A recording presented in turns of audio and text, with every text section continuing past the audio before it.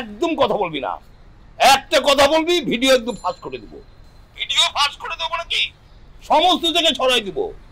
তুই school college কোথায় যেতে পারবি না, কোনো পথ থাকবে না। তুই কি মনে করছিস আমারে? শেষ করে ফেলবো একদম। তোর পরিণতি কি হবে জানিস? গলায় দড়ি দিয়ে মরতে হবে তোকে। হ্যাঁ, গলায় দড়ি দিয়ে।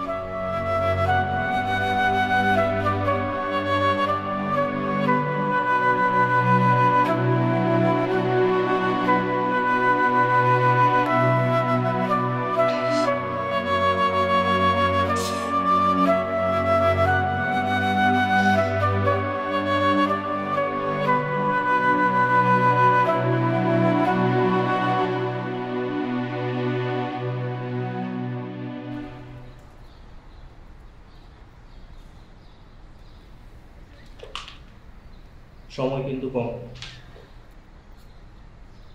আচ্ছা, এটা 5 নাম্বার মডেল টেস্ট চলতেছে, সাদিয়াকে দেখতেছি না, অথচ ও তো কোর্সের সব ফি দিয়ে দিয়েছে। কি জানি স্যার, বুঝলাম না। আমি কয়েকবার কল দিয়েছি কিন্তু ফোন ধরে নাই। তাই? স্যার আমি চিন্তা করেছিলাম ওর বাসায় যাব, কিন্তু ফোন না ধরলে কিভাবে বাসায় যাব? ফোন ধরছে না, স্ট্রেঞ্জ। স্যার আমিও ফোন দিয়েছিলাম, ফোন তো ধরছে না। ঠিক আছে, তোমরা শেষ করো, সময় করো।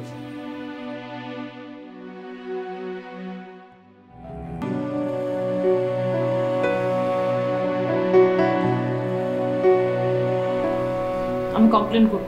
হ্যাঁ? প্রতিদিন আমার কেউ ভিডিও ভাইরাল করে দিবে, এই ভয় নিয়ে আমি বাঁচতে পারবো না। এর থেকে মরে যাওয়া ভালো। কি বলতেছিস তুই মা? তুই কি পাগল হয়ে গেলি? এটা যদি করিস তাহলে থানার থেকে রিপোর্টাররা জানবে, পেপারে আসবে, আত্মীয় স্বজন বন্ধু বান্ধব সবাই জানবে তোর। আমি থানায় যাব।